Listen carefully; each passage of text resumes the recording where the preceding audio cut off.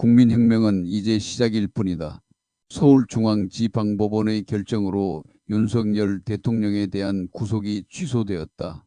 탄핵은 더불어민주당이 주도하는 국회의 세 차례에 걸친 집요한 폭거와 한동훈의 배신에 의한 것이지만 구속만큼은 사유가 없다는 판결이었다. 그것은 사법부에 올바른 판사도 있다는 의미였고 참으로 오랜만에 만나는 정의로운 인물 지기현 판사였다. 따라서 우리는 계엄 이후 국가수사본부를 설치해 대통령 구속을 지휘하던 자들과 그들의 배후를 찾아내야 한다. 짐작컨대 북교와 중국 공산당까지 선이 연결되었으리라 추정된다. 서부지방법원 3명의 판사로부터 구속영장을 받고 경찰의 지원을 받아 끝내 대통령을 구속시켰던 공수처다. 이 공수처 전 직원과 대통령 근거에 자원한 2,000명 안팎의 경찰 또한 전국민주노동조합 총연맹 및 노총과 연결된 좌익들인 것으로 알고 있다. 대통령 구속이 이유 없음은 온 국민이 알고 있던 일이다. 국회에서의 탄핵 결정도 힘의 논리에 의한 것일 뿐 대통령께서 잘못한 일은 없다는 것을 민주당의 탄핵 횡포와 예산, 폭동 그리고 좌익들의 준동을 보면서 충분히 깨닫고 있었다. 내란죄라 하나 계엄령은 헌법이 보장한 대통령 권한이다. 29차례에 이르는 무분별한 민주당 탄핵이야말로 이유 없는 내란이었다. 그로 인하여 국정은 정치로부터 밀려나게 되었고 외교부터 국정 운영까지 모든 것이 민주당에 의해 중단되었거나 멈춰져 있다. 대통령의 비상계엄은 민주당의 탄핵, 폭거국정 운영의 중단 부정 선거와 관련된 북계와 중국 공산당의 상관관계를 파헤치는 일이었다. 국가가 백척간두의 위기에 있음을 깨달은 대통령님의 결정은 계엄이었고 국가 정상화를 위한 살을 깎는 고육책이었다. 이 혼란 속에서 우리는 무수히 등장하는 좌익 세력을 보았다. 민주당을 필두로 민노총과 전국농민회 총연맹전농 등 노동자 농민 단체의 준동을 지켜보았다. 우리법연구회를 중심으로 한 사법부 좌익들과 그리고 경찰직장협의회 소속 경찰들의 존재도 확인했다. 조선중앙동아일보의 배신과 한겨레 경향 등 좌익 언론들이 대한민국의 어떤 위기를 조장하고 있는지, 심지어 MBC는 대통령을 내란 수괴라는 언어로 표현하는 등 빨갱이다운 속셈을 적나라하게 보여주고 있었다. 천주교 신부들과 각 대학 좌익 성향의 교수들도 탄핵을 외치며 나서고 있었으나 종교와 지식인의 탈을 뒤집어쓴 혐오스러운 빨갱이의 얼굴만 드러냈을 뿐이다. 다행스럽게도 기독교를 중심으로 하는 의로운 종교인들과 6,300명에 이르는 대한민국을 사랑하는 교수들이 탄핵의 부당함을 논하며 대한민국의 정의를 수호해 주었다. 탄핵 사태가 진행되는 동안 그동안 숨어있던 모든 빨갱이가 정체를 드러낸 것은 윤석열 대통령의 업적이다.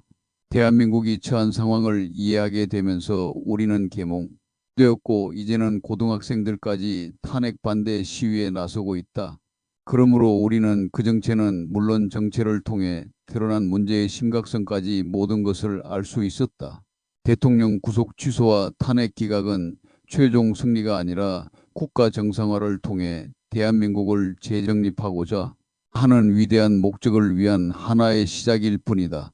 공수처와 선거관리위원회는 해체되어야 한다. 공수처가 대통령 체포 과정에서 보여준 내란 범죄는 용서할 수 없다. 그리고 온갖 부정과 채용 비리와 부정선거를 정하지 않는 선관위는 존재의 가치를 상실한 지 오래다. 그러므로 선관위 업무는 국무총리실 직할로 옮기고 국무총리 책임하에 두도록 해야 한다. 이 또한 국민혁명으로 가는 하나의 시작일 뿐이다. 사법부와 헌법재판소에서 중국인과 우리법 혹은 국제법연구회 소속 검판사는 임용이 배제되어야 한다. 그들은 대한민국의 상식에 입각한 양심에 따라 재판하는 자들이 아니다. 그들은 공산주의자의 입장에서 우리를 재판했을 뿐이다. 그러므로 모두 축출해야 한다. 이 또한 국민혁명이 이루고자 하는 또 하나의 시작이다. 좌익 언론 역시 대한민국의 미래를 논할 수 없다. 한겨레와 경향 오마이뉴스를 보면서 그 유사 언론들이 민주당과 민노총 등 좌익들과 한패라는 것을 부인할 사람은 없다. 방송과 언론이 대한민국의 적이 된 상황에서 이 또한 처단 대상일 수밖에 없다. 선거법은 개정되어야 한다. 저는 민주당 표가 나온 사전투표에서 발생한 상황은 기적이란 말로도 부족한 사건이다. 대만식 선거법으로 가야 한다. 사전선거 없고 투표함 이동 없이 투표 현장에서 즉시 개표하는 대만이 시행하고 있는 방법의 선거로 가야 한다. 이것은 현대 대한민국이 지향하는 민주주의의 완성이기에 국민혁명이 명령하는 또 하나의 이상이다. 5.18 가짜 유공자 문제는 대한민국의 명예와 부를 좀먹는 문제로 그 심각성이 해를 거듭하여 더해가고 있다. 이해찬이나 추미애 한명숙 같은 좌빨 정치인부터 5.18 관련 시를 짓거나 노래를 지었다 해서 유공자가 되는 정도라면 이는 대국민 사기극이다. 그러므로 5.18 문제를 안고 미래로 나아갈 수 없으니 이 또한 국민혁명이 반드시 해결해야 할 문제다. 민주당은 해산되어야 한다. 민주당을 지배하는 주석파 간첩들이 북괴를 배경으로 중국 공산당을 힘의 배경으로 삼고 있다는 것은 팩트다. 그리고 북괴와 중공의 지휘 감독을 받고 있다는 것도 엄연한 현실이다. 그러므로 민주당 해산 또한 위대한 대한민국 건설의 첫 삽을 뜨는 일이다. 그러나 이것으로 모든 것이 끝나는 것은 아니다. 교육에 다시 국민교육헌장을 부활하여야 하고 교육을 전국 교사노동조 합전교조로부터 해방시켜 아름다운 후손을 길러야 한다. 모쪼록 혁명의 길에 나서고 있는 오늘 같은 의로운 2030 미래 세대를 바라보며 살자. 그런 그들에게 우리 대한의 민족과 나라를 맡겨야 하는 일이 꿈처럼 남아있다. 2025년을 살아가는 대한민국 국민이여 앞으로 나아가자. 윤석열 대통령 구속 취소는 혁명의 신호일 뿐이다. 빨갱이는 반드시 이 땅에서 몰아내야 한다. 위대한 대한민국 건설, 이것이 오늘 우리가 국민혁명에 나서는 이유요 목적이면서 혁명의 종착점이 아니겠는가? 전라도에서 정재학 시인 칼럼니스트, 감사합니다. 이호근 방송 이호근 방송.